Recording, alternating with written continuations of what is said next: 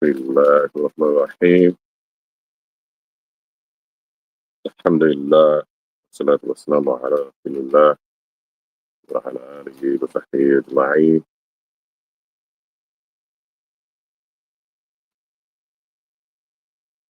So we hot. I'm okay. Okay. Well, make sure my audio was good.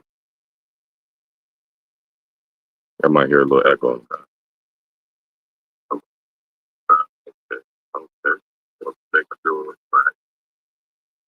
make sure my audio was good. Okay. Check in on my phone. All right. So what's up, everybody? Alhamdulillah. Um, let me check and make sure. Give me 1 second. Let's give everybody a chance to come on. Y'all jump on. Give me a salam alaikum. Let me know y'all can hear me good. Give a salam alaikum in the comments. We're gonna do a live question and answer, y'all. So all the people who like to argue, let's get with it. let's get with it. Let me make sure the group is connected. So y'all post y'all's questions or queries in the comment section. I'll kind of guide the conversation, but for the most part, I'll Hamza, Salaam alaikum, Habibi. He shot through A side. What's happening, man? Um, y'all let me know what questions and queries y'all have about this topic, and if inshallah ta'ala I can answer the question, I'm gonna answer the question. I want to make this an interactive approach so that don't look like it's working in the group.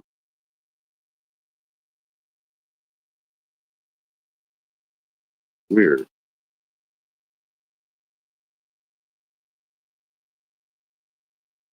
It's fair to the group. I can't see it in the group.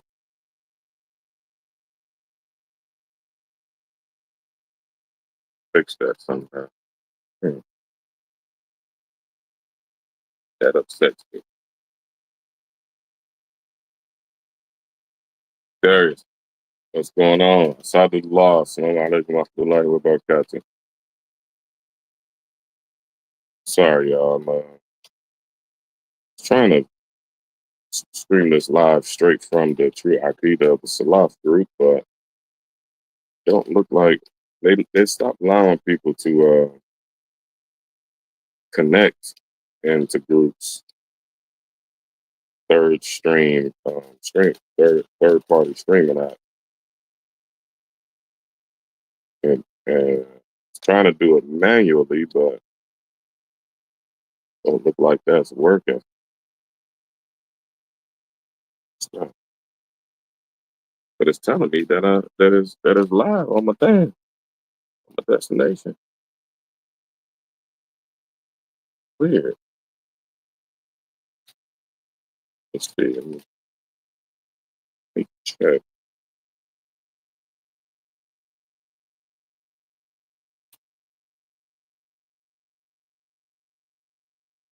1 second, y'all. Uh,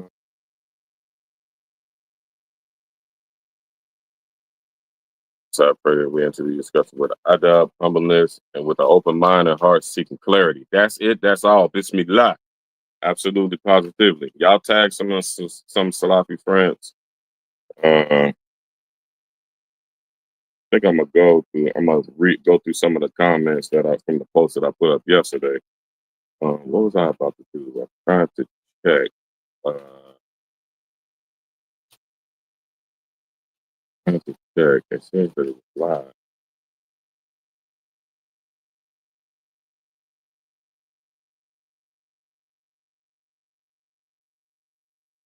See if I can check it.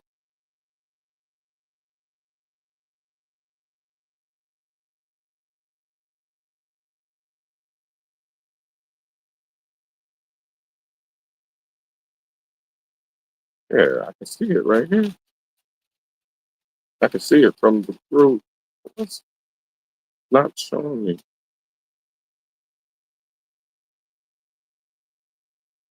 Ah, maybe it's going to.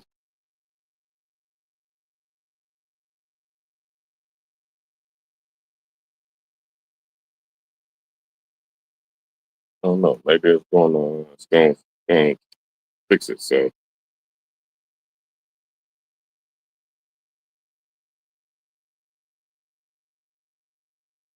I don't know. And we deal with it on the back end, inshallah. Y'all tuned in on YouTube. Like, share, subscribe. Everybody like, share, subscribe. Abdul Rahman Al Maliki, what's going on? Habibi. Okay, so I'm just gonna start the conversation, inshallah ta'ala. I didn't check YouTube. Sorry, y'all, I'm getting the kinks out. I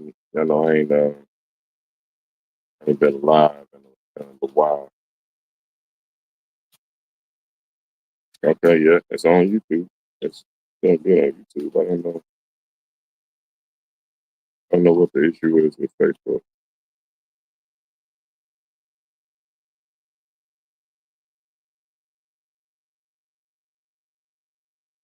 Okay. Yeah, we hot on YouTube. So if y'all want to like replay these videos, go to the YouTube page, the True Akida of the Salaf, and y'all go to the True Akida of Salaf, and and uh, and you can go through all the videos and replay all this stuff, inshallah. Y'all make sure to send a heart, show some love for the efforts of the Sunni wal Jama'ah. Show some love, inshallah. It ain't gonna hurt you. Don't be a hater. Be a congratulator, ain't that what they used to say? Going my age now. All right, so anyway, Bismillahirrahmanirrahim. Okay, so we got one first question. A good brother, Asadullah Al Maliki. I have a question. What's the Salafi beef with the madhabs? Very good question. Very good question, Asadullah. My good brother, my best good brother. Oh yeah, ladies, he's single too. So, good brother, good brother. Have to throw you out there. um, so the they main beef with us. This is from my perspective and from me studying this for over 10 years. Um, uh, so basically, in a nutshell, uh, I hate to put Muhammad on his name, but I know people won't be like researching and googling stuff that I'm saying. Um, Muhammad ibn Abdul Wahhab was the person who started the Salafi Minhaj, the modern day Salafi movement. Uh, at first, they were called the Wahhabiyya. They were called the Wahhabis, the people who only followed Muhammad ibn Abdul Wahhab. This is what Ahlus Sunnah wal Jama'ah, and that term, Ahlus Sunnah wal Jama'ah, that means basically Sunni Muslims. This is the Islamic community at large. So when Muhammad ibn Abdul Wahhab came, um, they didn't recognize the stuff that he was saying and the stuff that he was trying to teach. So he was admonished and he was advised by several of the scholars that already had a seat as scholars in the Haramain. So don't get deluded. And like when you Google, I say this all the time, the Salafis own the internet with the oil money. So when you Google a lot of Islamic topics, um, the first things that's going to come up, the first 10 search results that's going to come up is going to be from the Salafi Minhaj. So going back to what I was saying, Ibn Abdul Wahhab, he basically he kind of started nitpicking what it looks like when you research it and you look at it with a magnifying glass. He was like nitpicking with the mainstream Sunni belief system and the Sunni Islamic law. He started nitpicking with stuff and started to choose controversial issues, which were not like highly relevant issues at the time. It was, like they have this Salafi propaganda, like grave worshiping, Sufis spinning around in circles and dancing. Like that stuff was not mainstream. That's for the most part, Ahlus Sunnah wal Jama'ah, we leave that stuff out on the margin where it belongs. We don't like to backbite people. We don't like to get involved in talks and conversations and putting fatwas and refutations out on stuff that's not an issue. So for him to raise these things as issues was a problem, was fitna all within itself. And I advise y'all to go to Imam Amin's website. Maybe I'll find a link, or maybe Hamza Abdullah Mujahid can put the link in the chat where you can find his book. It's a very good book. I read it a long time ago. And I reference the book a lot. It's called The Fitnatul Wahhabiyya, or the trials and tribulations that the Muhammad ibn Abdul Wahhab brought and his followers. So, with that being said, Ibn Abdul Wahhab started to do like these public recitations and writing all these pamphlets and stuff, kind of the same stuff you see in the Salafi scholars doing now, and nitpicking with certain things that are not that are not like mainstream beliefs, that are not life or death. He was making up stuff about shirk because we believe and things like tawassul, and some of us believe in istighatha. Um, which is, we making dua with the intermediary being the Prophet Muhammad sallallahu alaihi wasallam, and even some of the eminent Sunni scholars say that you can do this with the shuyukh. They have their evidence. Their evidence is on them. It's on their ijtihad, which is a thing that the Salafis don't understand. He took this stuff and was like, "Oh, this is bid'ah, this is shirk," and then he took ayats out the Quran and applied this stuff to the Sunni community at large. Um, the majority of the Sunni community, of the people who say they are Ahlul Sunnah wal Jama'ah, are not Wahhabis. They are not Salafis. The vast majority of them. When you go to any part of the world, you go to Africa, you go to Palestine, you go to Egypt, you go to East Africa, West Africa, South Africa, you don't find a lot of Wahhabis. You don't find a lot of Salafis. Salafi and Wahhabi is the same thing, y'all. I know the Salafis have rebranded themselves and tried to distance themselves from the term Wahhabi, but in essence, like when the so-called Aqidah war started in the 90s, with this question, like Asadullah had asked, um, the Wahhabis took a huge intellectual defeat, so they rebranded themselves. In probably the late 90s, early 2000s, they rebranded themselves as the Salafi Minhaj. And then, oh, we don't follow Muhammad ibn Abdul Wahhab because all the scholars from Ahlul Sunnah wal Jama'ah. When I say Ahlul Sunnah wal Jama'ah, I mean the four madhabs and the two schools of Aqidah. Um, and we get into that a little bit. That's Ahlul Sunnah wal Jama'ah. The vast majority of the Muslim world is either Hanafi, Maliki, Shafi'i, or Hanbali, or they have one or two schools in belief. They are Maturidi or they're Ash'ari. Um, um, this whole Athari thing, this is new. That's not old. That's not front. These are not terms that were mainstream. You can find it peppered into some of the writings of the time of the Salaf or the Khalaf, with those six generations, first three Salaf, last three Khalaf. You can find that stuff. You can find like the word Athari used, which basically just means a tradition, or to stay with tradition, or to like narrate a tradition, loosely translated. Um, there really wasn't a thing that really wasn't a movement. That wasn't a school. Like the Authority School doesn't have a founder. Like the Maturidi School has a founder. The Ash'ari School has a founder. Now, they didn't come with new ideas. They just are the ones who were coined with basically formulating the ideas in the Haqiqah. Y'all let me know if y'all can hear me. It's raining real hard behind me. So I got my microphone on. Y'all let me know if y'all can hear me good enough. Um, okay, so Hamza put the website. This is the website for that book if y'all want to get it. Support the brothers, Imam Amin, Imam Naeem. I know he has some books on too. His Imam Naeem's website is called Noodles to Man. So good books on there, good Sunni books. And this is the book. This is the website where you can find that book, Fitnatul Wahhabiyya, and you can confirm everything that I'm saying. Don't be mad at me. And there's lots of other books out there too. I got one of the books that was written by Muhammad Abdul Wahhab's brother. Maybe inshallah ta'ala we'll get into that as well. Um, so y'all screenshot that, and y'all can't copy it. Uh, Screenshot it, or maybe it's from the comments. You can copy it, I guess. Um, uh, this is with the brother. Okay, so yeah, in short, um, Muhammad ibn Abdul Wahab started. He needed to legitimize himself as a scholar, and he preys on feeble-minded Muslims. And the Salafi Minhaj does the same thing now. They prey on uh, people who don't know mainstream Islam, or their knowledge in mainstream Islam is weak. Um, and anybody who's a Salafi, don't take that as a insult. I'm just trying to shoot it as real. Okay, Anthony Morel said the sound is okay. Good, alhamdulillah. But the team microphone is working good. Alhamdulillah. It's raining real hard, though. It's making me feel like I'm yelling because it's raining so hard.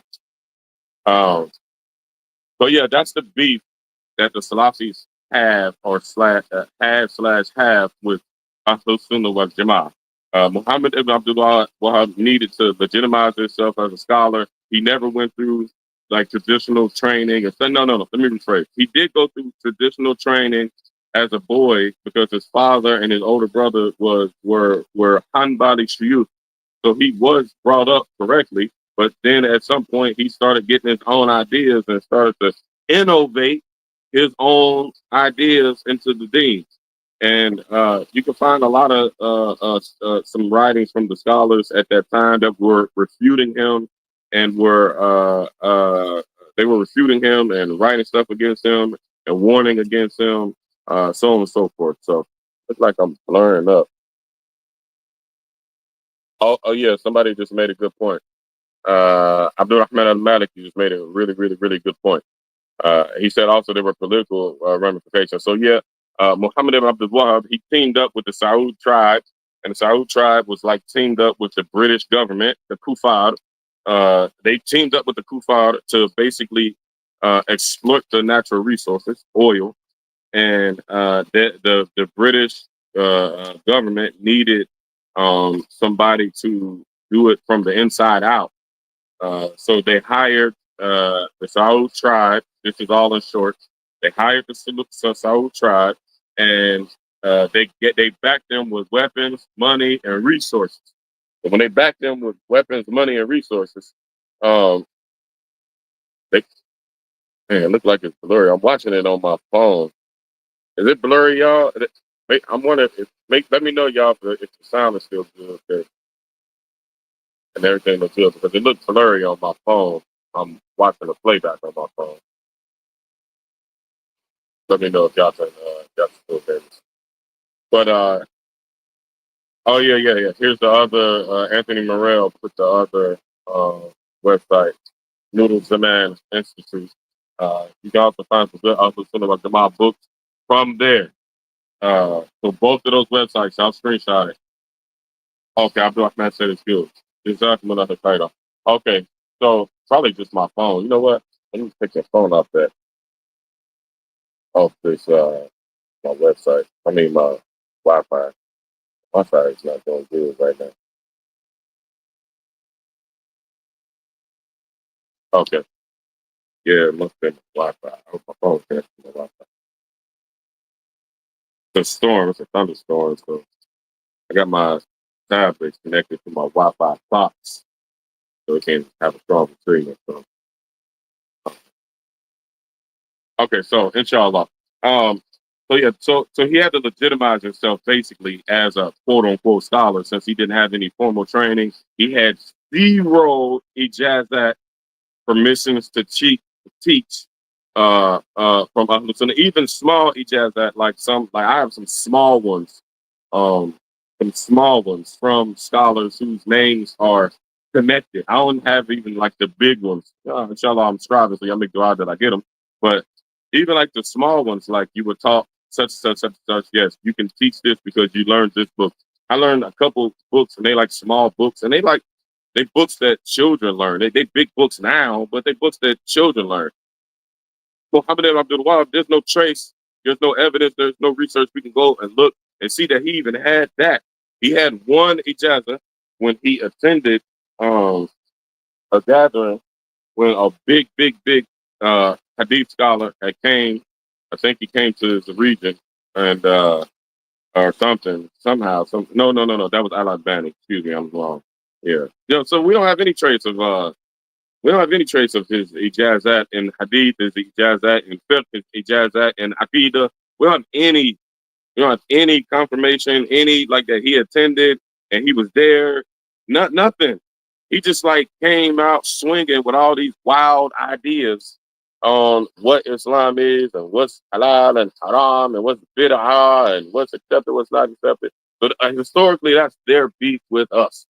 So, um, and then like the all the succeeding followers to Muhammad ibn Abdul Wahhab, they all inherited that beef. Whatever you spend your time with doing, that's who you're going to become. So if you've only been engaged with the books that come out of the Wahhabi minhaj or the Salafi minhaj, if 90% of your time was spent reading those books and you've never even taken the time to read the books that came from the Salaf, you're going to be deluded. And 99% of the Salafis that I converse with, they all sound like parrots. Please, anybody who follows the Salafi minhaj, don't take that personally. I'm a parrot. I'm a parrot for Ahlus Sunnah wal Jama'ah. They call this nazar in our tradition, which is actually honorable. You say what has been said. That's honorable. And you got to be of a certain level of scholarship to challenge what has been narrated. Another. I'm another. I'm another year, and most of the people in the Salafi minhaj, they're Nadirs of the Salafi minhaj. I want y'all to just wrap your mind around that. If and so they say they have the mantra, we follow the Quran and Sunnah according to the way of the Salaf. Okay, but they don't follow any of the books from the Salaf. They like made their own books and they like pick and chose from the from certain works that might have come from the Salaf. Most of it came from the Khalaf, and most of it came from Ibn Taymiyyah and people who came from the Taymi break, Ibn Zayd, Ibn Qayyim. They stayed that tunnel. They stay in that tunnel. And most of the people you hear quoting stuff from Ibn Taymiyyah, they quote translated and transliterated works from Ibn Taymiyyah, and they didn't go straight to the horse's mouth. The vast majority of his books haven't even been translated in English, so you got to have some type of grasp of you have to have a strong command of the Arabic language in order for you to truly understand what Ibn Taymiyyah's positions. And Ibn Taymiyyah was a polymath. He was a genius. He was a genius. He was so smart that he made a lot of mistakes. Um, I guess we would call it intellectual arrogance, and I think he made Tova. So I'm not saying that to backbite a scholar, and may Allah forgive me if it seems that I'm backbiting a scholar, but he had even his own student, Zahabi, rahmatullah alayhi, he told him that he was locked up, and he keep getting locked up by Ahlus Sunnah wal Jama'ah because he keep coming with these new ideas. And Imam Zahabi, the big Mufassir, the big Muhaddith that everybody quotes, even the Salafis quote him. He followed my school of Aqidah. He was the Ash'ari. He told Ibn Taymiyyah, he told him, rahimahullah, he told him, he said, man, the only reason you go through this because you arrogant. Like, we don't have no need for all, like, for the Fana'u Now debate, like the hellfire going away one day, and then now, if you weak-minded, now I ain't gonna say weak-minded, if you are not strong in your Aqidah, and you read that pamphlet that he wrote about the Fana'u Now, I've only read like an overview of it. The actual thing is like tough. It's tough to follow. Like, it'll convince you. He uses Quran, he uses Hadith, and he uses his own method of usul to prove his point. Honestly, I'm to give Ibn Taymiyyah, rahimahullah, to give him benefit of the doubt. I think he just failed at being a mujtahid mutlaq. a scholar at the highest level, like Imam Abu Hanifa, Imam Malik, Imam Shafi'i. They were scholars at the highest level. I think honestly, Ibn Taymiyyah like launched himself. He was a mujtahid in his madhab, a mujtahid madhab. He was a mujtahid in his madhab. He still wasn't like highly ranked. One of my good friends who's a Hanbali said that if you talk about Ibn Taymiyyah in the madhab, Ibn Taymiyyah ranks ninth. So there were like 8 other people above Ibn Taymiyyah that you should reference. Most people who say they're Salafi, they say they follow the Hanbali madhab or whatnot. They always say Ibn Taymiyyah, Ibn Taymiyyah, Ibn Taymiyyah, Ibn Qayyim, Ibn Qayyim. They don't ever say Ibn Qudamah. Ibn Qudamah is at the top. Ibn Qudamah, the scholars of Ahlul Sunnah wal Jama'ah say that the Hanbali madhab was dying out, and Ibn Qudamah was the one who saved it. You don't ever see them referencing Ibn Qudamah. When they talk about Aqidah, you don't ever see them talk about the Aqidah that Ibn Qudamah had. And I know some of my students have problems with some of the stuff that Ibn Qudamah said, because Ibn Qudamah, he had a problem with some of our scholars. But that was on that level, that was at the level of titans, where we can't compete. So we just got to sit back and watch. It's like a boxing match. It's like watching Mike Tyson versus Holyfield. You can't get in the ring talking about, since I done watched so many Tyson fights, I know how to emulate Tyson and I can whoop Holyfield. No, sir. No, sir. You sit as a fan in the stands and you watch what they doing and you enjoy it. And you take out of it whatever you want to take out of it. Sometimes Mike Tyson wins. Sometimes Holyfield won. Some rounds Mike Tyson won. Some rounds Holyfield won. And after that, you take your pick. You can't go one way or the other. If you look at Holyfield's career and compare it to Mike Tyson, we could go all day about who is the greatest heavyweight boxer of all time, Mike Tyson or Holyfield, and both sides will have evidence to bring to say why one or the other was better. This is how our scholars of Ahlul Sunnah wal Jama'ah are. Scholars of Ahlul Sunnah wal Jama'ah are like that. You can't say Shafi'i was wrong because Malik said this. You can't say that. You can't say McCarthy is wrong because Al-Bakalani said this. You can't do that.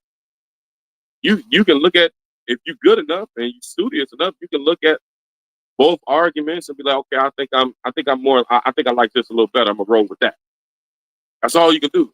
But where the Salafis go wrong is if somebody say something outside of what Ibn Taymiyyah, Ibn Qayyim, and Ibn Jay and all they big people, Al-Albani, whatever. If somebody say something outside of what they said, they be like, oh, he's a kafir, he's a mutadi, he's a mushrik.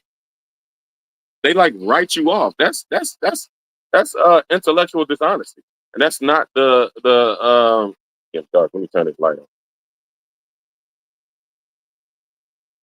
That's intellectual dishonesty, and that's not the tradition of our deen. We welcome the smoke. Historically, our scholars welcome to smoke, the intellectual smoke.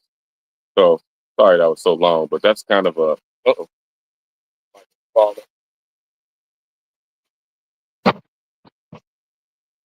Yeah, so that's kind of the overview. Hopefully that was clear.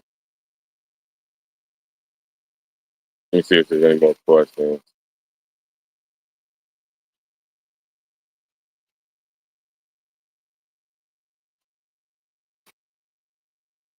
Yeah, here's the book that I referenced, The Divine Lightning. Might go show that. Okay, so this is a link. I wish I could. I'm gonna figure out how to post links in the chat. But anybody can Google. Like y'all can go to Amazon. The book costs $30 on Amazon. This is the name of the book, The Divine Lightning. Also, there's a series that one of our big Hanbali scholars did. I think it's like a 10-part series, 2 hours at a time.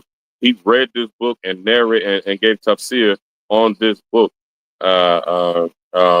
Just Google, just go to YouTube and type in The Divine Lightning.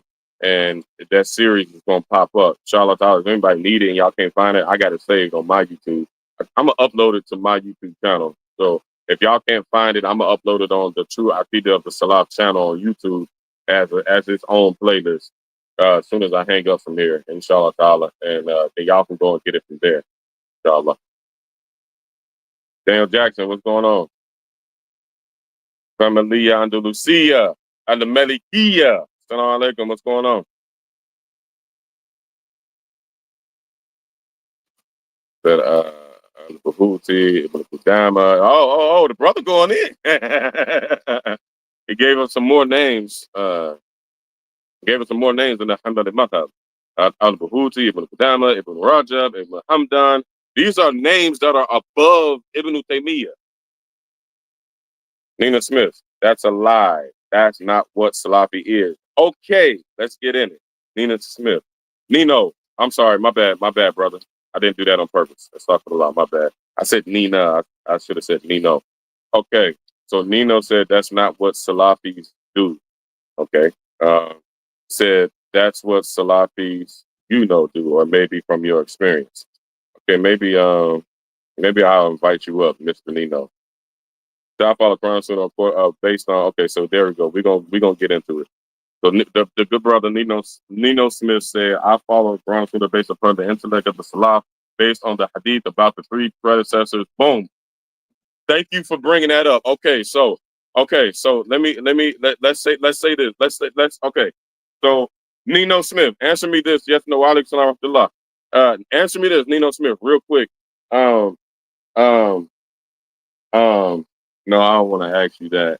Uh, uh, let me construct this question correctly. I want to throw you on sin. Um, um, let me just ask you this. You said you follow the three blessed generations. Okay, and most of the Salafis say that. Okay, so um, do you believe? And oh yeah, we're gonna get all into that, Abdul Rahman. I got you on the sanad, on the isnad. I got you.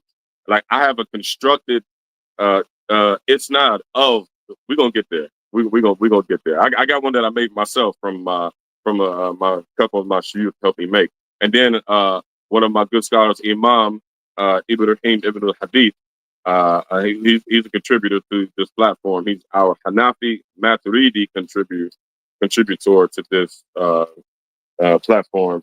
Inshallah, fortune's blood. Inshallah, um, inshallah ta'ala, I'll narrate to y'all the sanad of Imam Ash'ari and the uh, uh, uh, uh, no, the one that I have. I'm sorry, it's for Imam uh, for Imam Maturidi from him, inshallah ta'ala. Uh, okay, so do you believe what the Ash'ari and the Maturidiyya, do you believe what they believe?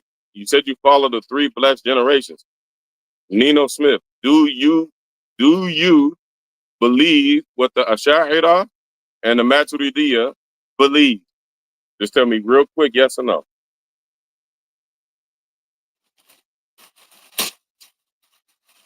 Uh, real quick.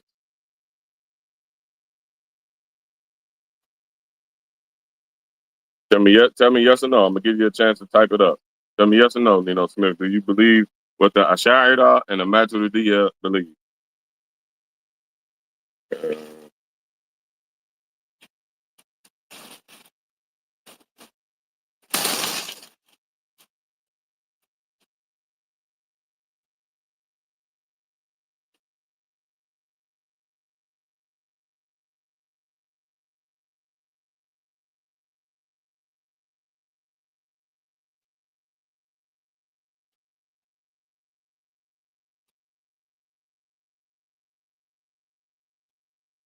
real quick. Nino Smith said the pearl is not marred by the diver. Oh, where your comment go? Pearl is not marred by the diver. No matter if who the pearl is brought from, of it's the hot. I take from all four schools of thought. Okay, we're gonna get to that too. Okay, so I didn't ask you, Habibi. I didn't ask you if you follow the four schools of thought. I said the two schools of belief of Aqidah. Historically, there are two: the Ash'ari and the Maturidiyya. And just a quick note: it's impossible to follow all four schools of thought. And I get what you're saying. You said I shouldn't follow anything to a fault. Yeah, I agree. I agree with you 100%. But I just yes or no, real quick. I just want you to know. Oh, Imam Faleem Lee, y'all showed it, brother Imam some love, y'all. Show the brother Imam some love. Thanks for tuning in, brother Imam. Just real quick, yes or no, Nino, yes or no. I want to make a point. Yeek. No, he didn't answer. If you don't answer, Habibi, I'm gonna have to assume from what you put up here that I got on the screen.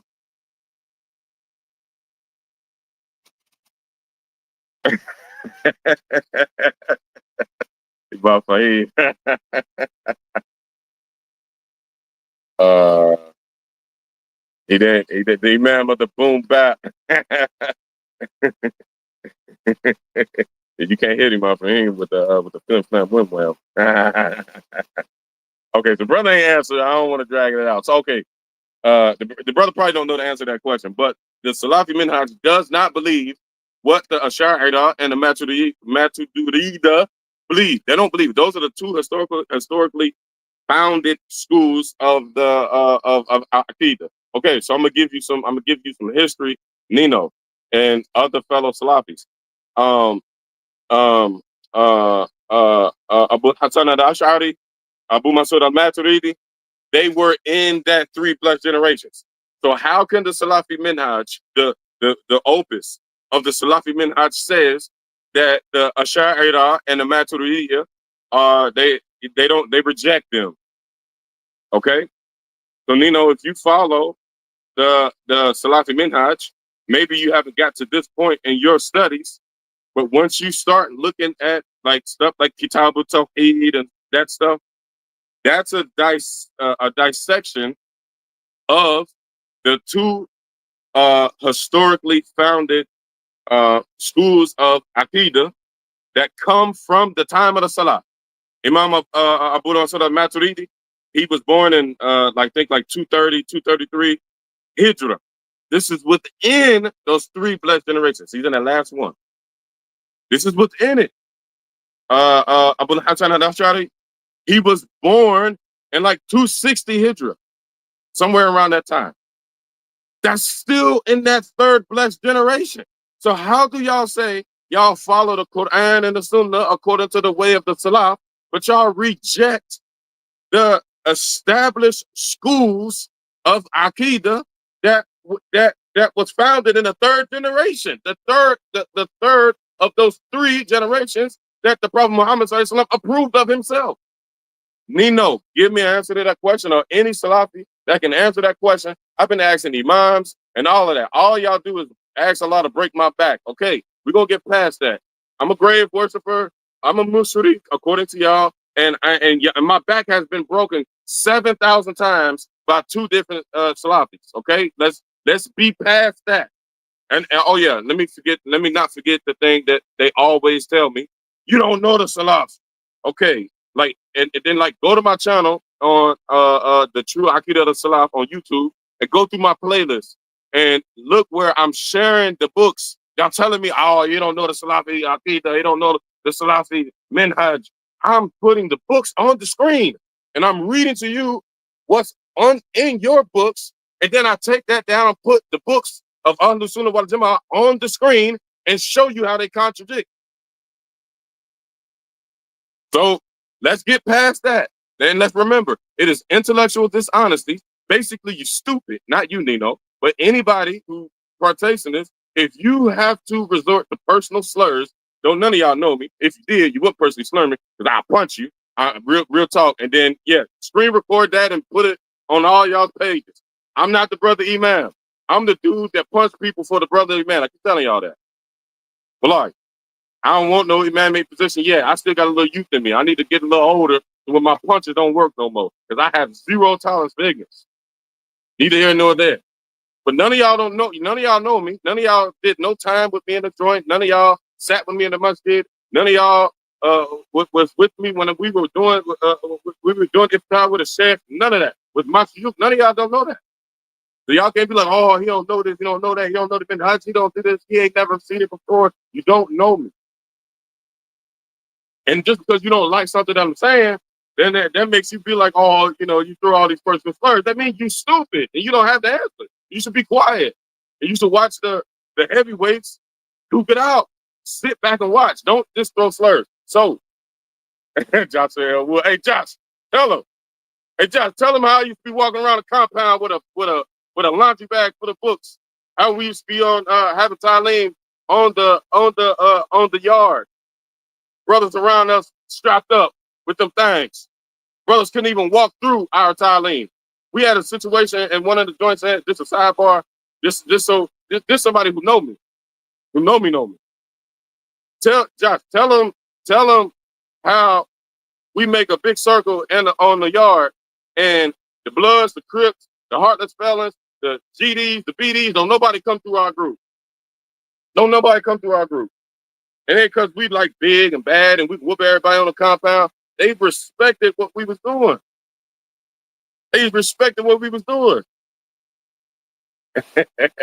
Listen, look what he said. Look what he said.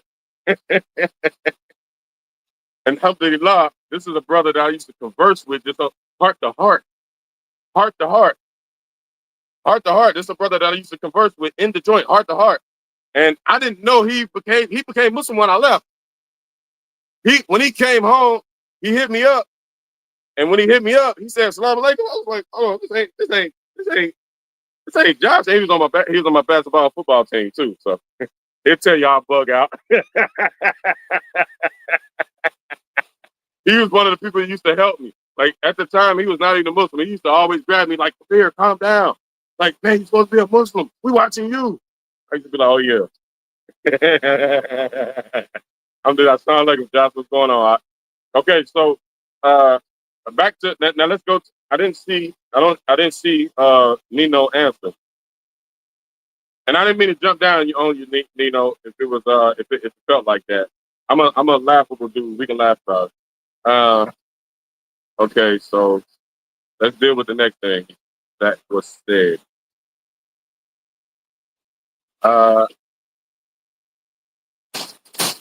Okay, so this is something typical that the Salafis will always say.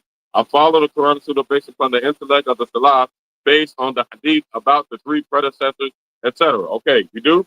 All right. So let me show you something. I was hoping somebody brought this up. Let me show you something. Let me show you something.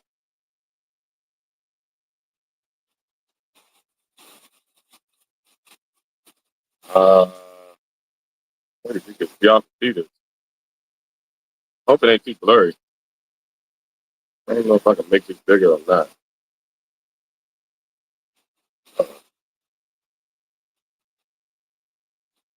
I hope that's not too blurry. It looks kind of blurry on my end.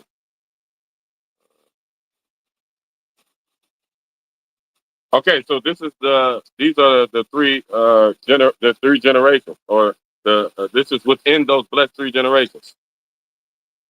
Yeah, I can barely see it myself. Hold on, y'all. Let me see something. I can blend this in. Hold up. Hold up. Stand up the video. Hold up. Gotta be a way for me to make that bigger.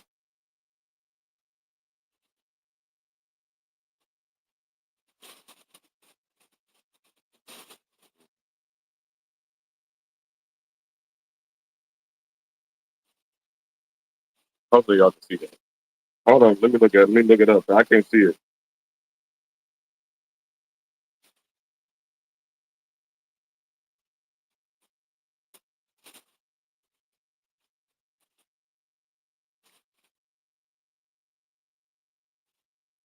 Because this is a diagram. This is a short, small diagram of those three blessed generations, the scholars within those three blessed generations. Let's look at this diagram. I hope y'all can see this, man. I hope y'all can see it. So we have two companions that the diagram starts with. Ibn Mas'ud, then it drops down to Al-Qama, then it drops down to Ibrahim al-Nakhai, then it drops down to Hamad, and then it drops down to Abu Hanifa. Okay? That's a chain. So if you say I'm a Hanafi, boom, you got a chain going all the way back to the Sahaba. to a Sahabi, an eminent Sahabi, Ibn Mas'ud. That's just one of the chains. We go if you jump over to the second column, and this is from Makkah. That one was from Iraq. Ibn Abbas to Amr ibn Dinar to Sufyan ibn Uyayna, to Muhammad ibn Hassan to Abu Yusuf, also Malik and Shafi'i, and through Malik and Shafi'i, you got Ahmad ibn Hanbal. So tell me where on this diagram, and if y'all can't see it, I'll post it in the group, the Facebook group. I post just this diagram on the True Aqidah of the Salah Facebook group. I'll post it there if y'all can't see it. But this is what the diagram says. Where do you see bin Baz? Where do you see Uthaymeen? Where do you see Ibn Taymiyyah? You don't see him. He's not there. So how can those people who y'all follow be from the Salaf if they were not there? They didn't even live during the time of the Salaf. So how are y'all following the Quran and Sunnah according to the way of the Salaf? And the people that y'all follow and that y'all listen to, they're not from the Salaf, number one. Number two, they didn't live in the time of the Salaf. Number three, they're not teaching you what these people say. So my sheikh, and who I follow is in there. Malik Ibn Anas, he's in there. He's in there in a connected chain back to the Sahaba, major Sahabi, and that major Sahabi is obviously connected to Rasulullah sallallahu alaihi wasallam. How are y'all following the Quran and the Sunnah according to the way of the Salaf, and y'all people not in there? These are chains, and our living scholars nowadays, when you look at the ijazat of our scholars, I have three major scholars. Three and a half, four.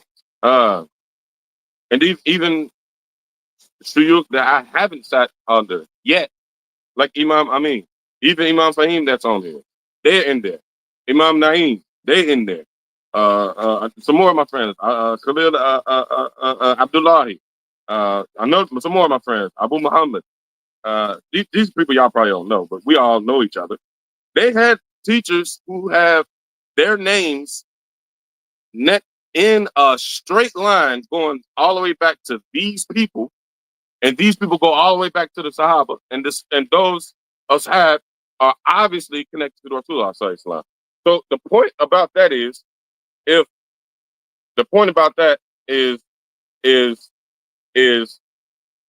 you're not following what we following, what are you following, and where did it come from? Because when you look at those names and those chains, and mind you, the big gap for 1,200 years, 1,100 years, 1,100 years with my scholars and their scholars going all the way back, they passed down the material that came from that era, the time of the Salaf.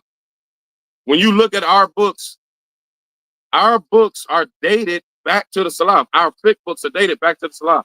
Our Aqidah books dated back to the Salaf. Just like I told you, Abu Mansur al-Maturidi, Abu Hassan al-Ash'ari, their material is dated in the time of the Salaf.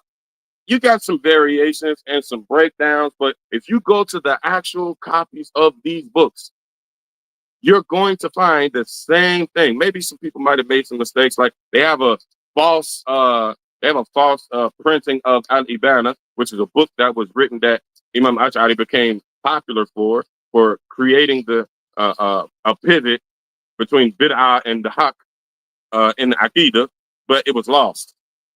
And we got people who were in his time period, shortly thereafter, his students telling us, yes, like we didn't have it, but this is what we got from him. So all these pamphlets and stuff that the Salafi scholars are putting out and talking about the Ash'ari denied the Ash'ari from the Maturidi, we deny the attributes of Allah. Somebody said, a Salafi woman told me last night that I believe the Quran was created. Then I gave her 3 references. I put it on the post. I gave her 3 references on how 3 major Ash'ari scholars who established their own lane in Aqidah within the lane of the Ash'ari Madhab and Aqidah, who said, we don't believe that the Quran is created. All she did was cuss me out, tell me she was going to block me and all this stuff. He didn't have a response. And I let her go on and go on and go on. And she was like, I just posted the evidence, and she posted some stuff. I think Islam Q&A. Don't go to that website. Or AbuKhadija.com. Don't go to that website. Ash'aris.com. The website Ash'aris.com is written by, I think it's Abu Khadija. He's not even an Ash'ari. How deceptive would he make a website called Ash'aris.com? So if you go try to Google and research some Ash'ari books and material, the very first thing that's going to pop up is his website. And then he's going to lie to you about everything that he thinks that we believe. Go to our books and show me where one of our scholars said that, oh, yes, the Quran is created. I'm going to do you one better. I have, man, my portion is flooded.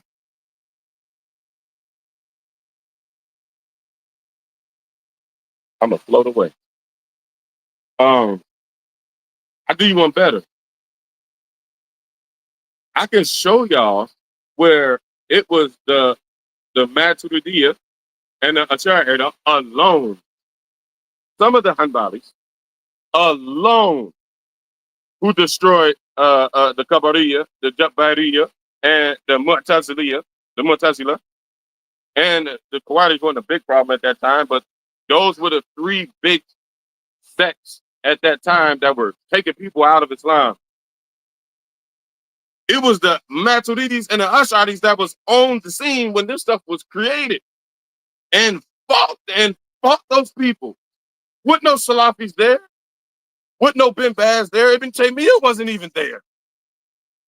Ibn Qayyim, he was not there. It was us that destroyed the Mu'tazila. It was us that destroyed the Jabariyya, the Qabariyya, the Qadariyya. It was us that destroyed them. The Salafis were not there. There was no such thing as the Salafi minhaj in the time of the actual Salaf. When you look at all the Hadith scholars, all of the fiqh scholars, all of the Aqidah scholars, they all had Al-Ash'ari, Al-Maliki, Al-Hanafi, Al-Hanbali at the end of their name. Nobody in that time period, you will never find it. You'll never find Abdul Kabir Muhammad al-Salafi, like you see on people's Facebook profiles nowadays. I challenge somebody, show me. I challenge somebody, show me. Show me one eminent scholar, one eminent Hadith scholar who Tirmidhi. Tirmidhi, at the end of Tirmidhi's name, Ash-Shafi'i. At the end of Bukhari's name, Ash-Shafi'i. At the end of Muslim's name, Ash-Shafi'i. They didn't call themselves Salafis. They never said the term Salafi minhaj. They never said the term following Quran and Sunnah according to the way of Salaf. They never said that. And don't give me that cheap argument with that hadith that, oh, this is a good Salaf or the hadith that y'all use. That's a linguistic thing. This was not an established school. It never existed. But most people who are Salafis have never been exposed to the beliefs of Ahlus Sunnah wal Jama'ah. Remember, Jama'ah means the collective, the community, the majority. In that reference, the majority. The Salafis are not the majority. They're in Saudi Arabia. That's it. They're nowhere else. Established as a whole, as a majority, they're nowhere else. Oh, excuse me, they're in Philly. That's it. Ain't nowhere else.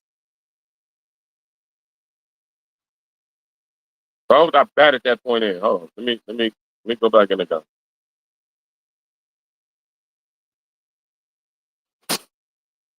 And also, good brother Nino Smith, like he was saying, the Pearls Diary. So he basically was saying, if you take from any of, hold up, I think he said it somewhere in here.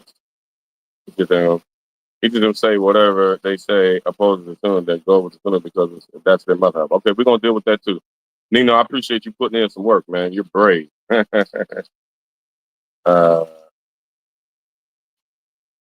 we'll deal with that.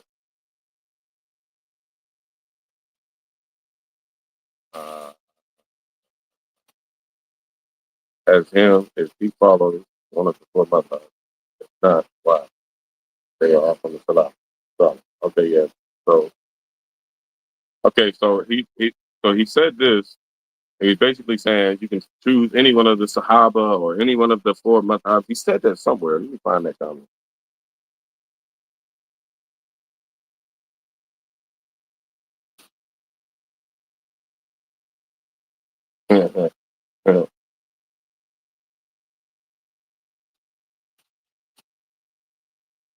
I could have sworn he said it somewhere. Okay, so it's he basically said something like if you dive into the pearls and you come back with any kind of pearl, you can use that pearl in reference to uh, uh basically uh, uh, uh, any one of the Sahaba or any one of the Sahaba or any one of the four Imams. You follow any one of them, then you'll be good. Okay, so where they wrong about that is uh, we have different usul, we have different approaches. The schools, the four schools and the two schools of Aqidah, they have different approaches, usuli approaches. When I say usul, I mean the method on how they reach their conclusions. So what we read is a fit book, and we say you make wudu like this, or you read an Aqidah book, and you say this is you read Aqidah Tahawiyah. You read this and you say Aqidah Tahawiyah. And you read it and say Allah Ta'ala is not contained in any one direction. That's just one principle. Okay, how did Imam Tahawi reach that conclusion? How did he reach that principle to where he put that as a clause in his book? That is usul. That's deeper than the fifth. That's more complicated than the fifth. Uh, I don't know what usul the Salafi scholars is using outside of their own opinion. Um, they can't be using the usul of any of the four schools of fiqh or the usul of any of the schools of Aqidah. Now, I've seen them dabble with some stuff because in the Maliki school we have a thawhid principle, like taking um, um, the outward, basically taking something literal. Basically, we have that principle in our usul. We have that. But they left out like the instructions on how you use it. I wonder if I should pull it up. I don't want to get into that. That's too complicated. But they like when you see the principle, the Zahid, taking something literal or at its outward meaning, up right up under it, they tell you how to do this. So you can't take something literal and forget its application. So the Salafi scholars, they take everything literal and they don't take the understanding of that. Now the other stuff, I don't know where they get it from. So I did a video on how Ibn Taymiyyah did a tafsir on Aqidah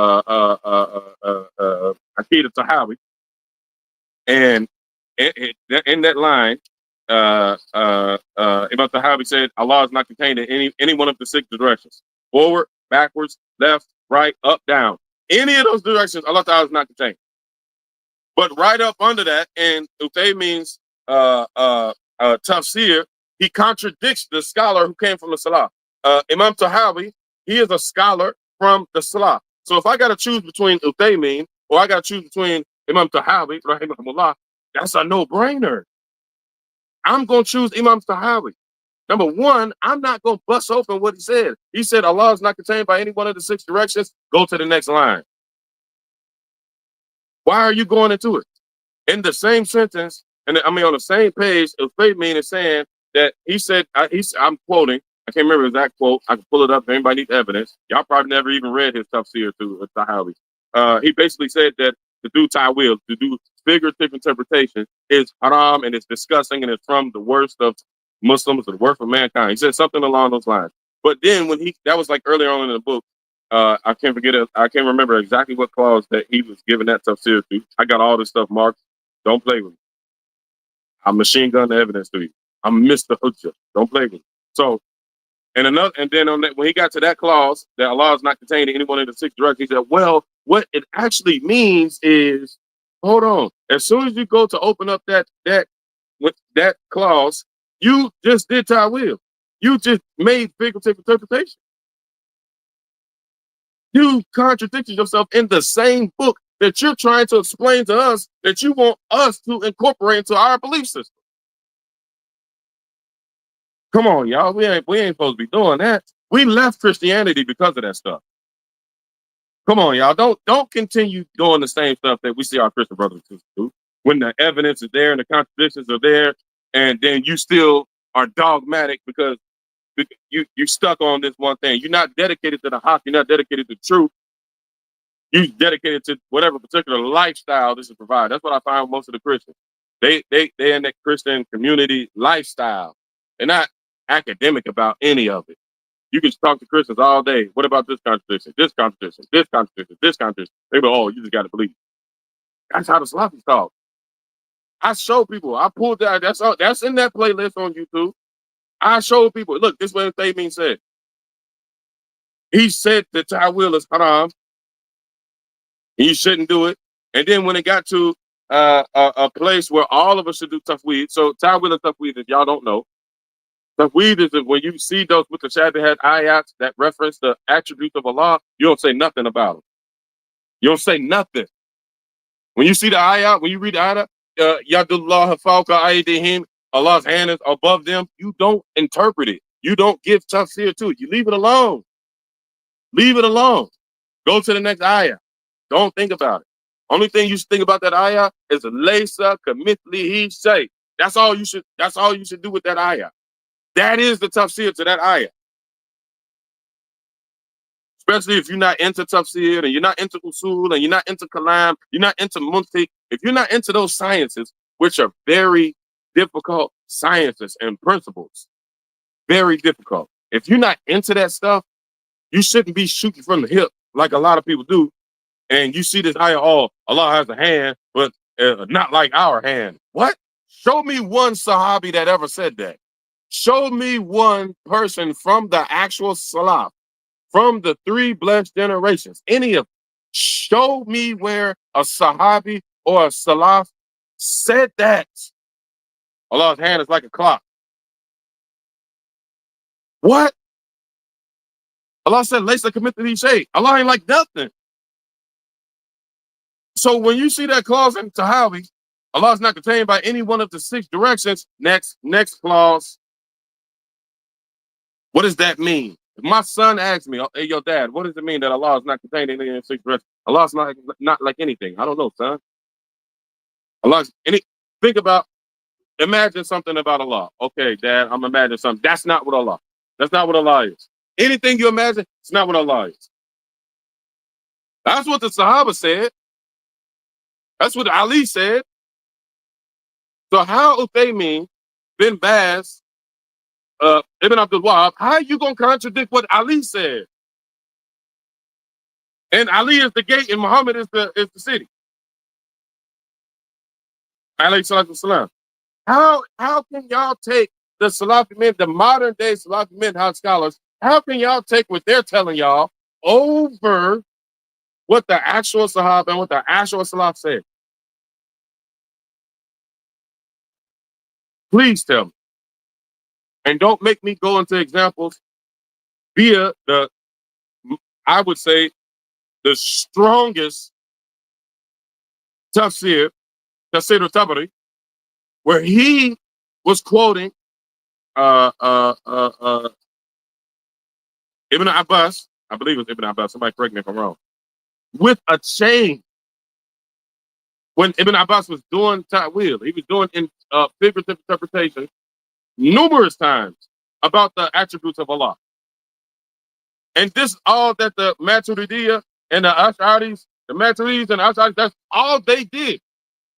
Imam Maturidi, Imam Ash'ari, that's what they did.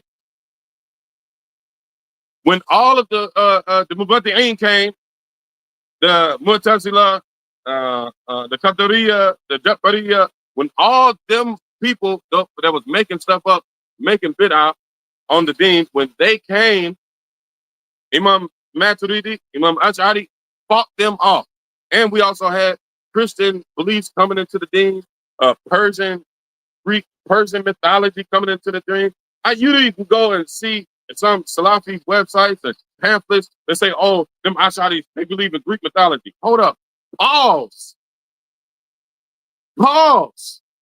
When that whole battle was happening, when the initial Aqidah war was happening, where were the Salafis? Where was Ibn Abdul Wahab? Where was Ibn Taymiyyah? Where was Bin Baz? Where was Uthaymin? Where was Tawhid Wyatt? I don't know. I forget the other guy's name. The other big guy. Abu Muslima, Abu Hassan Malik. Where was these dudes? Where were they at? Because I'm telling you what the scholars of that time, Imam Maturidi, Imam Ash'ari, they were scholars at that time. Where were y'all folks? Imam Ahmad, they like to associate themselves with Imam Ahmad to get away from intellectual embarrassment when people find out Islam is really the true hub of bid'ah nowadays. They like to hide up under Imam Ahmad. I'm an Atari. I'm an Atari. No, you not. You don't say what Imam Ahmad said. Because Imam Ahmad didn't say nothing. He was there. He was in that time period. He was more above Imam Ash'ari. He was a little older. But Imam Ash'ari Sheikh was a contemporary and used to be the best friend of Imam Ahmad. We can into that some other time. They were contemporary. Ibn Kulab, one of Imam Ash'ari's shuyukh, also was a teacher of Imam Bukhari. But when you say Bukhari, they say follow Quran, Sunnah, follow way of Salaf. How should I do that, brother? Go order a copy of Bukhari or download Sahih Bukhari onto your phone and read it. Okay, Imam Bukhari believed what Imam Ash'ari believed. They had the same sheikh. They had the same belief. They had the same aqidah.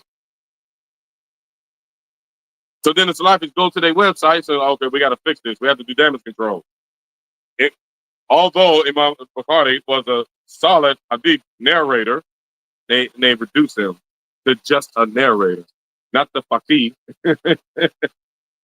Even though he was a prolific narrator, there were problems with his aqidah.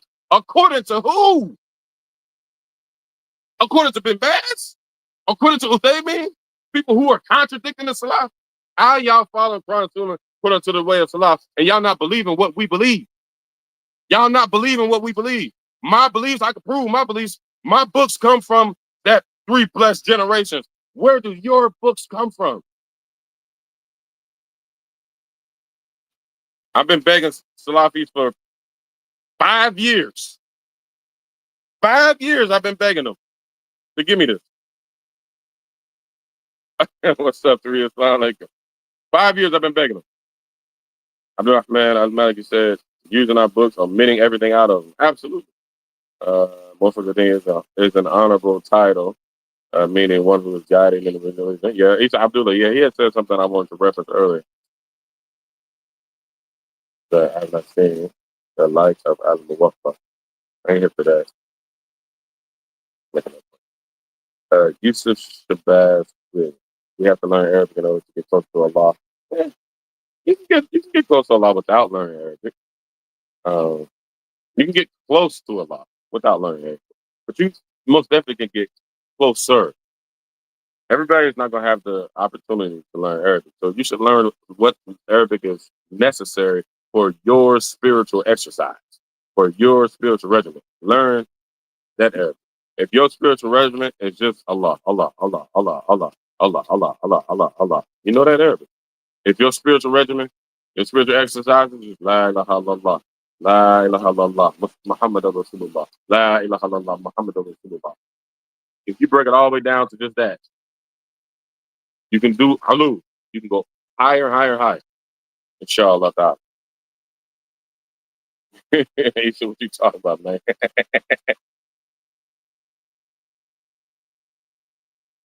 Is Abdullah said, Sheikh al-Islam ibn Taymiyyah rahimahullah said, after al-Awza'i, no one entered Islam having more fiqh knowledge and understanding of the religion of al-Muwaffaq.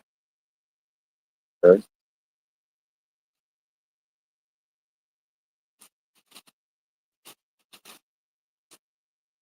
Okay, so they're not posing no questions. I think I ran Nino off. I think I ran Nino off. But uh son up. So at this point in the conversation, we have to do this.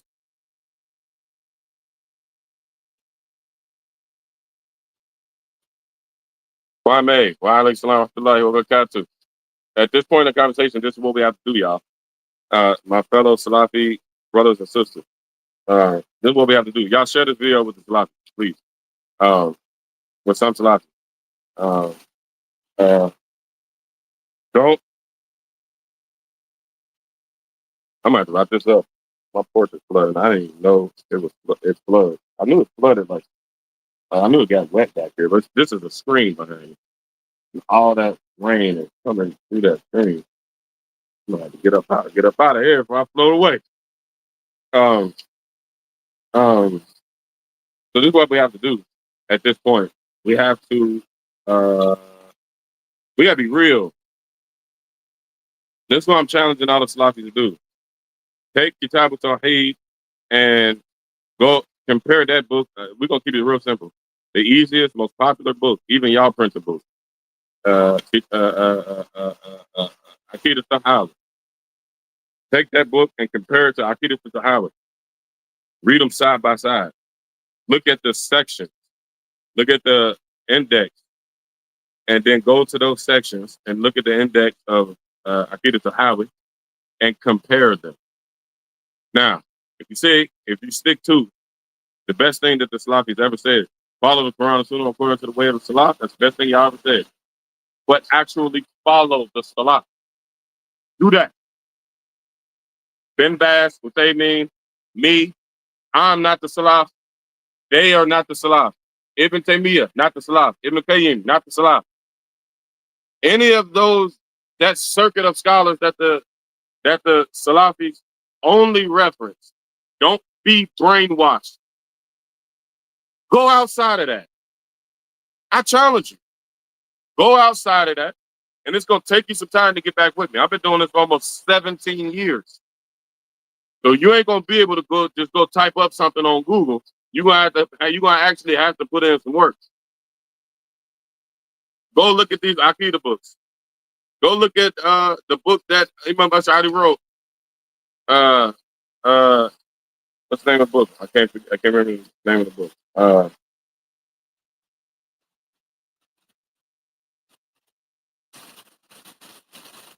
Aqidah al-Sughra. I'm thinking about the Arabic name.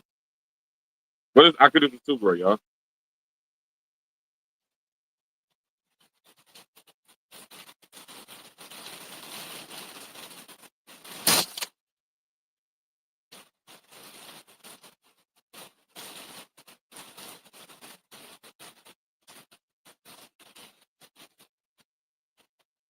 Aqidah al-Sanusiya. Aqidah al-Sanusi. Go to that book. Go find Google Aqidah Sanusi. If you need the book, if you're a Salafi and you need the book, I'll send it to you. They got two good prints. They got one print that just goes straight through. I got a print that one of my shields made himself that I use. I like that one. But I don't think that one would be good for y'all. It's like for some of his students.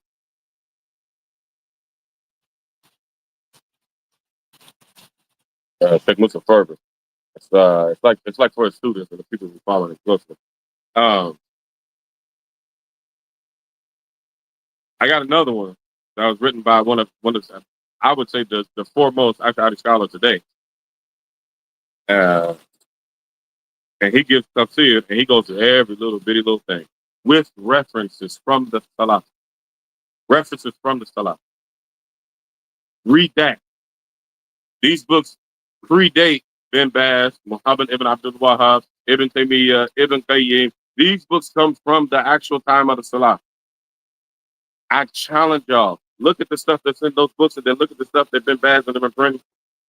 You say you follow the Salaf. Read the stuff from the Imams of the Salaf. Don't read the stuff from the Salafi Minhaj people nowadays. They're not from the Salaf.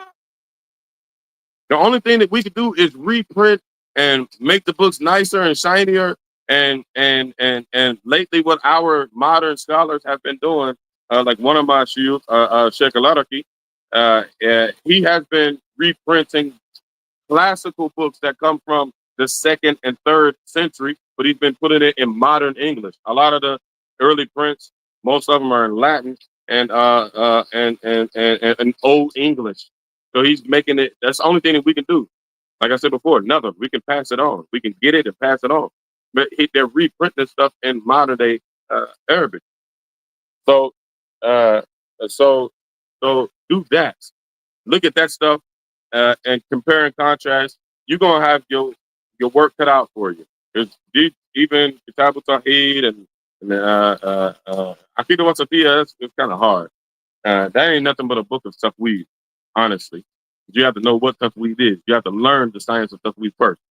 Get out of those pamphlets, Salafi brothers and sisters. Get out of those pamphlets and actually go to the era and the time period of the Salaf and follow that stuff and read that stuff. Okay, so I don't see anybody. Any questions? Any more questions? Follow this Bible. So, that's a good statement. like so, if they follow it, if we not following, then who's following it? Furkan, no, like Furkan Noodle Dean. Okay, this he got a question. I'm sorry, I missed this. My bad, Habibi. He said, so why do you think they make a distinction between Imam Ghazali versus Ibn Taymiyyah? They choose Ibn Taymiyyah over Imam Ghazali. Yes, they do. So the Salafi Minhaj was built off of the thought of Ibn Taymiyyah. Muhammad ibn Abdul Wahhab, he was fascinated with the works of Ibn Taymiyyah. Ibn Taymiyyah was not what we call a Raji or Mu'tamid, referred to. He was resorted to. He was what we call he was not mashhur.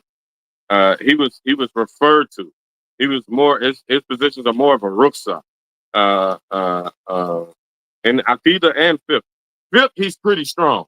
Excuse me. Let me rephrase that. In Aqidah. In Fiqh, he's very, very, very strong. But what's so crazy is you don't find Ibn Taymiyyah. They love Ibn Taymiyyah. This is the problem. They pick and choose according to whatever they want to do. It's like I don't understand it. That's why I said I don't understand what the tool that they're following. Because Ibn Taymiyyah himself was a Hanbali scholar. They say, "Oh, we follow all four of the schools," but the person who you follow, who y'all uphold, Ibn Taymiyyah, he's settled in one madhab, the Hanbali madhab, and then people who were going against the madhabs, Ibn Taymiyyah himself wrote a book called "In the Defense of the Four Madhabs," and in that book he defends the Maliki position of the Amal al-Madinah. So the Malikis, have an established practice where we have our own sunnah from the culture of the Tabi'een. Of course, we know the Tabi'een learned from the Tabi'een, and the Tabi'een learned from the Sahaba. We're the only ones that have that. That's a special study within itself. Like Malikis pray with their hands to the side. That's a culture. We have a hadith for it too. Y'all say y'all follow Quran Sunnah for the way of the Salah. Here's the hadith. Allah, I think it was Ibn Umar, the one they love. They said did takbir tahrima, and then he placed the right hand over the left. Okay, well I got a hadith too. We got a hadith too. Where it says that I forget the narrator, the Rawi, where it's mentioned. He made takbir tahrima, and he did Amsalaha with his hand. He put them on the side, or where they usually go when you're standing up. So you want to go hadith for hadith? Okay, and then we have to break down into usul. This is why you can't follow every school. It's impossible. And if you're jumping around from every school, like I'll take this ruling from this school, I'll take this ruling from that school, I'll take this ruling from this school. This dude ain't even a scholar, but I like that, so I'm gonna take that too. What our scholars say is this will stunt your growth intellectually and spiritually. You be like a dog chasing its tail. You can't follow all four of the schools because Malik goes this way on one position, and then Shafi'i goes this way with a position, and Ahmad goes this way. So how you gonna go in three different directions at one time? How you gonna go in four different directions at one time? How? That's illogical. So you mean to tell me y'all got a mutt makeup of your dean? This means, yeah, you can raise the hands in Salah and say I'm Maliki.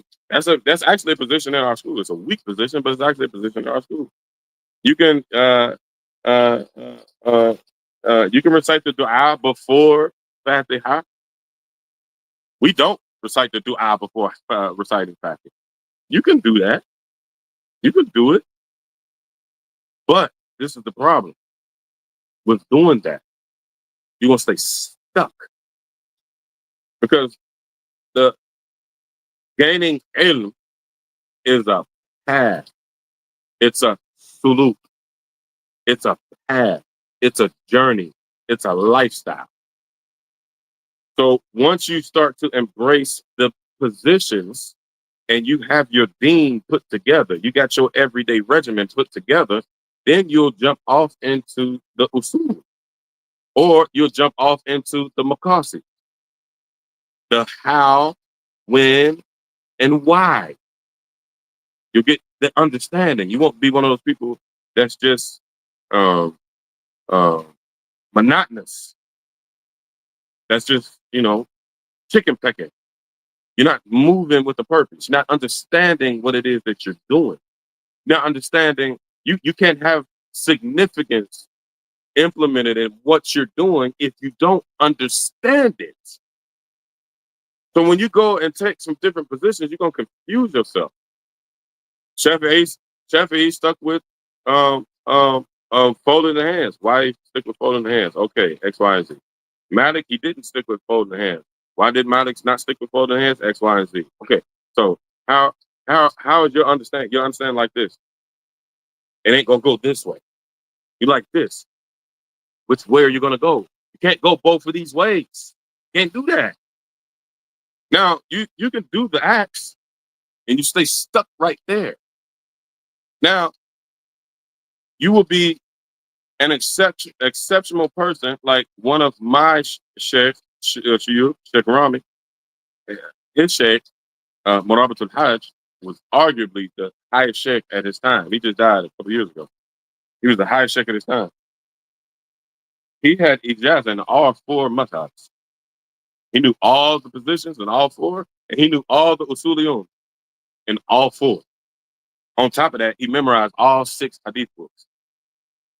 And the different usul with the different schools in hadith. He was a gift from Allah. This was my main sheikh, my second sheikh, Rami Sood. This was his teacher. This who he sat in front of every day for like 12 years. Not like shooting the bobo, kicking it with. I'm talking about like actually put me at work with. But let me get back to the brother's question. So Muhammad ibn Abdul Wahab was fascinated with Ibn Taymiyyah's positions. So the Salafi stay in that circuit of Salafi scholars, and they're brainwashing thinking into not thinking freely. Don't go over there because you're going to become a grave worshiper, and the grave worshippers are mushriks, and then you're going to go straight to the hellfire. So they scare you out of using your brain. How many times have Allah subhanahu wa ta'ala reprimanded people who don't use their brains? أَفَلَا يَتَفَكِّرُونَ يَتَفَكَّرُونَ. Don't you use your brain? Don't you do fikr? Allah didn't tell you to be a machine. Allah didn't tell you to be a robot. Allah reprimanded people. أَفَلَا يَتَفَكَّرُونَ. He reprimanded people that don't use your brain. You don't use your logical reasoning faculties. Allah gave them to you. That's what you got a brain for. Ibn Taymiyyah said the hellfire was going to go away. Okay, why you say the hellfire is going to go away? If you honest, you read both sides. And then you have to read both sides and you have to back it up with the evidence. Who got evidence? People will say it don't, or people will say it does. Or the person, or people, whatever. Okay, the person that say it does, they don't got that much evidence. But the people who do have evidence that the hellfire ain't gonna go away, they telling you stuff that come from that divine place. That phenomenon argument, that come from Ibn Taymiyyah. Like I said, he had a failed attempt at, my opinion, he had a failed attempt at becoming a Muslim mutlaq. And so, we reject that and other stuff that he said he was right about because he was a scholar. Good, he was strong. But Imam Ghazali, he was in line with the mainstream principles. So, like I said at the beginning of this program, the Muhammad ibn Abdul Wahhab, the founder of the Salafi Minhaj, he made a name for himself going against the mainstream, just like the Salafis do now. They go against the mainstream. Everything that has been known to be Islam for over 400 years, they're going against it. So they can make themselves, they differentiate themselves. But the Prophet said differentiate yourselves from the disbelievers, not the believers. The Prophet when they when they were, and I'm paraphrasing, when he was asked about the times of the fitna, the Prophet advised them, stick with the Jama'ah. The majority of the people are Malik, Hanafi, Malik, Shafi, Hanbali. The argument is over. The argument is over. The Salafi Minhaj is not the Jama'ah. They're not the majority. That Sahabi asked the Prophet because he's like, you ain't gonna be able to tell the difference. The Prophet told him, said they're gonna look like you and they're gonna talk like you. So he's like, how am I supposed to know the Prophet? He said, stick to the body, stick to the Jama'ah, stick to the majority. The majority are the four schools, and the two schools, the Hanafis, the Malikis, the Shafis, and the Hanbalis. And the majority of Aqidah, the Maturidiyya, and the Ash'aris. And at that point, I'm not taking a shot at the Hanbalis. The Hanbalis never formulated in school. Ahmad ibn Hanbal, if I'm just gonna save y'all a bunch of reading. When the Mu'tazila came, because that was the biggest group that was causing the fitna during the time of Ibn Khalab, Ash'ari, Maturidi, it was the Mu'tazila. When they came to Imam Ahmad, he was like some other time. If it was a person that he deemed righteous enough to give an answer to, all he did is repeat what I was saying. What does Yadullah Fawqa Aydihim mean? It means Yadullah Fawqa Aydihim. That's the meaning. Well, I mean, like, does it have an actual hand, or is it like a clock, or is it like a big, huge machine? Laysa kamithlihi he said. This is what Imam Ahmad did. He didn't do the stuff. He didn't do like this weird kind of wheel that you got the Salafis doing. So Imam Ghazali, circling back around, Imam Ghazali was champion for upholding the positions, and Imam Ghazali did a lot of refutations against the certain positions that Ibn Taymiyyah took. So to try to bring people back to the mainstream belief system of Ahlus Sunnah wal Jama'ah. So hopefully that makes sense. And also for the Khan, I see you've been posting about this a little bit too. So I'm assuming in your where you are in your studies right now, this is it's giving you it's taking a look at you. I would just advise you stick with Fakhruddin al-Razi, Taqiyuddin, Taqiyuddin al-Suki. Stick with those mainstream people. Matter of fact, I'm even gonna give you a bunch of names. Stick with what Imam Ghazali taught. I have a good book when Imam Ghazali was teaching about he's teaching the usul of the interpretations of Allah Ta'ala's attributes. The usul. It's a very good book. I've been wanting to do a series on that book. Been working, haven't had a chance to do it. So, inshallah ta'ala, I'll send you, maybe if you want it, I'll send you that book. Inshallah, I'll send you that book. And just get grounded. Just get grounded in your Aqidah. Just get grounded and you know what you're supposed to be doing. And then move off into the debates, the intellectual debates. I'm not saying that you aren't, You probably are. But if you troubled at to take Ibn Taymiyyah's positions or Imam Ghazali's positions, I can assure you, Imam Ghazali's positions are more in line with the mainstream beliefs. There was no controversy about Imam Ghazali. Uh, Ibn Taymiyyah, there was controversy when he lived for a lot of the positions that he took in reference to Aqidah. He was jailed, persecuted. Everybody knows this. And then let the Salafis tell it. They be like, "Oh, that's because they was hating on him." Why? Why would they accept all of the other scholars, but they would hate on Ibn Taymiyyah? But why? They accepted everybody else. What was it personally about Ibn Taymiyyah? And his character was impeccable. He didn't have bad character. They said that I might be I might not be paraphrasing this correctly, but somebody told me that it was said about Ibn Taymiyyah that if he was so eloquent in his speech that he could convince you that the minbar was like a bird or something, or like a tree. That's how eloquent his speech was. So he didn't have bad character. He wasn't a bad dude. He wasn't known for sinning or nothing like that. So why would they reject him? They didn't have a reason to reject him on that basis. So inshallah, that was clear. We right at the hour. Let me make sure I didn't miss any other comments.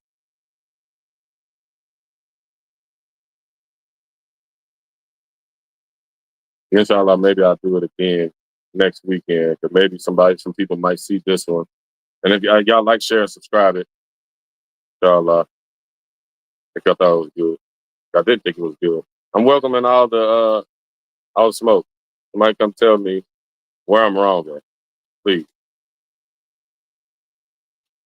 Don't forget to reference those websites where you can find the books from Imam Amin and Imam Naeem. They have a plethora of good foundational Sunni books that come from Ahlul Sunnah wal Jama'ah.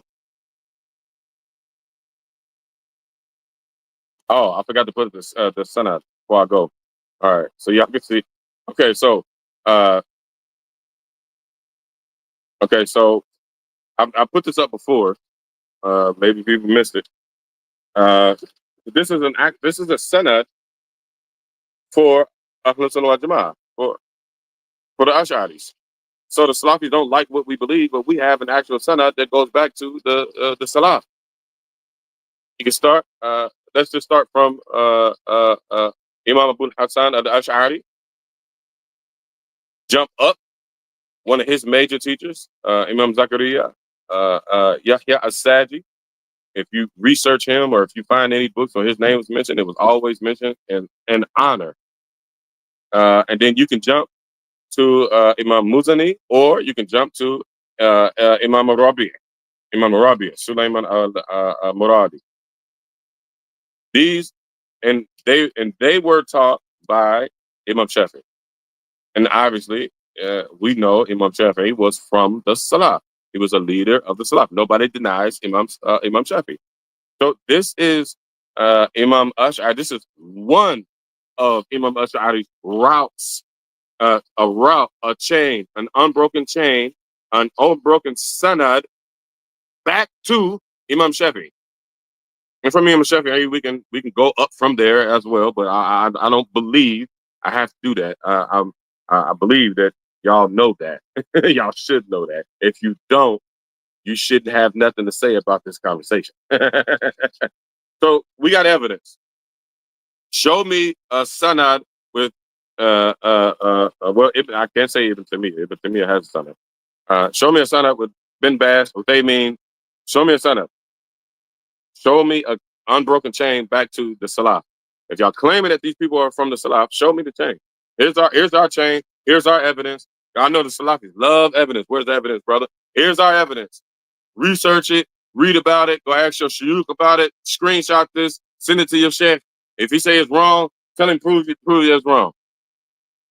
Tell him to prove to you that it's wrong. Tell him to bring something or bring a book that refuted that these were Imam Ash'ari's teachers. And also, you can also see Al-Bahili in there, which they hate him. They hate Al-Bahili. Y'all probably won't get that far until y'all start seeing the real deal Holyfield Salafis going against Al-Bahili and Ibn Farah. They hate Ibn Farah and Al-Bahili. They hate him. But these people are connected to the actual Salaf.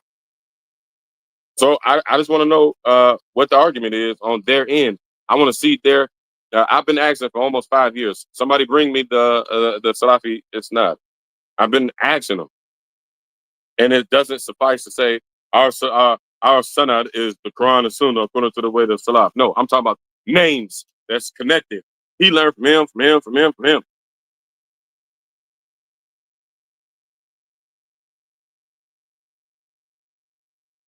I wanted to get into some of the issues, but we didn't make it. So maybe that next time we'll get into some of the issues, some of the actual differences, and some of the.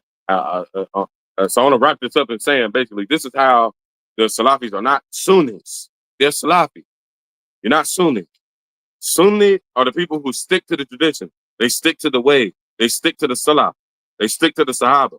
We do. I just brought two.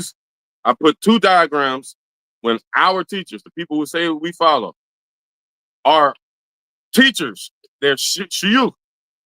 They're leading academics in the time of the Salaf. So we're Sunni. Y'all not. We are following the Sunnah. Y'all not following the Sunnah. We don't know what that is y'all following. That's why we call y'all Wahhabis. That's why we call y'all Salafis. We don't call y'all Sunni. Don't say you are a Sunni if you say I'm a Salafi. You're not. And this is, I mean, I think in this little bit of hour and a half, I think I proved that. I'm gonna wait for the refutation video. I'm gonna wait for somebody to come talk to me and prove me. Living off the land. What's happening, man? I'm gonna wait for somebody. Ibn Charles. Salam alaikum wa rahmatullah. I'm waiting for somebody to pop out. Arlo Conley. Salam alaikum. All right, so I'm gonna wrap it up. I don't see any more comments. I love y'all for the sake of Allah. I'm welcoming anybody to. I'm welcoming anybody to correct me, add to what I'm saying. If you make your point, I say this all the time. I challenge everybody: correct me, hold me accountable publicly. Don't go and like make a retweet. I'm an open book. Everybody know I'm an open book. Hit me up. If you know a brother that knows me, hit me up. Get with me. We can get on here and we can talk. We can talk privately. I'm welcoming the accountability, but you got to come correct though, because this argument right here is airtight. Abdullah Isa, alaikum salam, Abdullah wa barakatuh. All right, so I love y'all for the sake of Allah. Make sure y'all like, share, and subscribe to this. Let's not for the sake of me getting money off of this, but I would appreciate a few dollars. But this is spread the correct understanding of what a Sunni is, what Ahlul Sunnah wal Jama'ah is, and what we should be doing and what we should not be doing in Islam. It's important. And then lastly, I have to say, if you get deep into some of the Salafi studies, you're going to walk out of Islam. Because some of the stuff in regards to Aqidah, like when they start saying Allah has body parts, y'all, listen, say you're a Salafi all you want. Don't embrace that belief saying that Allah has body parts. And no, it does not mean that the Ash'aris and the Maturidis deny the attributes of Allah because we say that Allah doesn't have body parts. No, it's not that. We don't believe that those ayat, those mutashabihat ayat, should be translated into liken anything to existence or creation. Okay? We don't even say what the Salafi says. Haram, don't say in a manner that befits him. There is no manner and there's nothing that fits Allah. If you say something fits Allah, you're putting Allah in a space. It's like I say, it's like my microphone. This is my case with my microphone. This microphone fits in this case. So you're saying that Allah is contained in a space. And the Salafi scholar, Imam Tahawi, he's an imam, and he's never been refuted. He's established, and this is the oldest Aqidah book that we have today that goes all the way back to the 3rd century. That's inside of those 3 blessed generations. He said Allah Ta'ala is not contained in any 6 directions. So y'all are violating Imam Tahawi when y'all say, oh, in a way that fits Allah. Nothing fits Allah.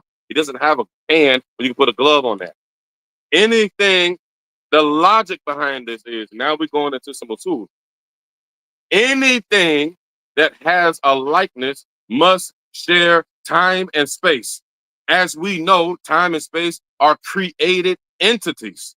Don't let that go over your head. Time used to not be here, and then it came. Space, it used to not be here, and then it came. Even science says that. I shouldn't have to go through that with y'all. This is ABC 1, 2, 3. This is kufa to say that Allah has a body part. There was a point in time when body parts did not exist. How is it logically possible that if Allah has a body part and Allah created body parts, how could body parts exist when they did not exist? That's illogical. Like Allah Ta'ala said, "Afala yatafakkarun." Don't you use your brain?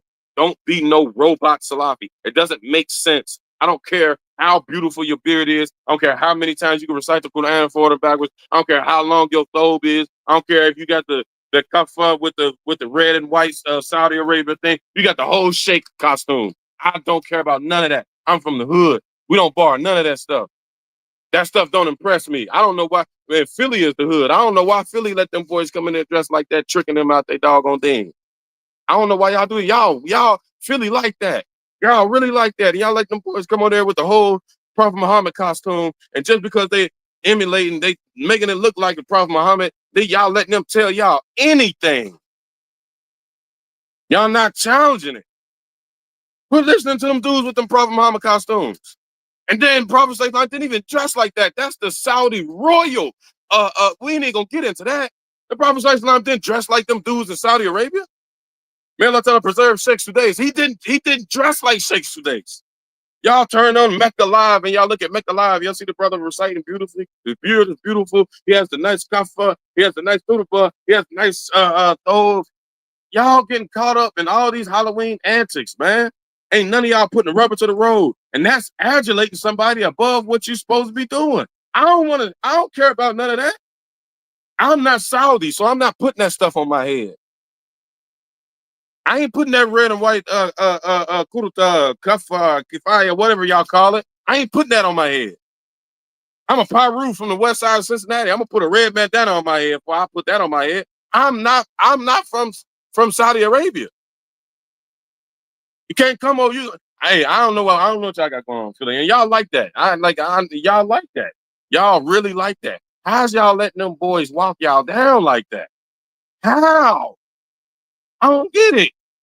Y'all even got the one boy, what's his name? Man, the light-skinned dude. Germantown, my shit, brother. Man, dude is from London. He ain't even from Philly.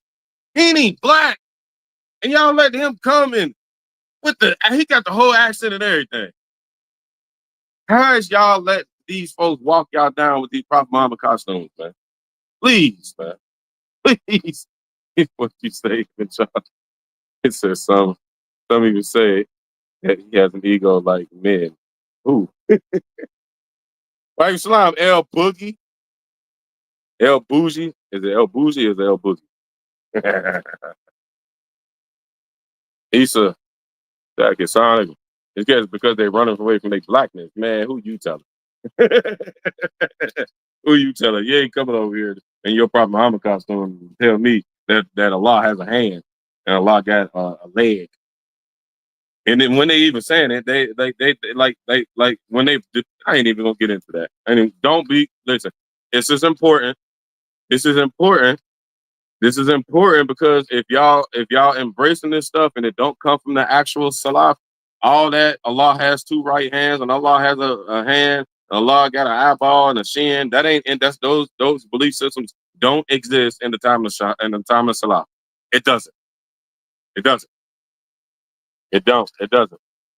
It doesn't. Not at all. It's not there. So if you're following the Quran and Sunnah according to the way of the Salaf, find me where any of the Salaf or any of the Sahaba said Allah has body parts. It makes no sense. It makes no sense. That is kufa. That's kufa. Stop getting caught up in these Hollywood produced videos with these dudes screaming.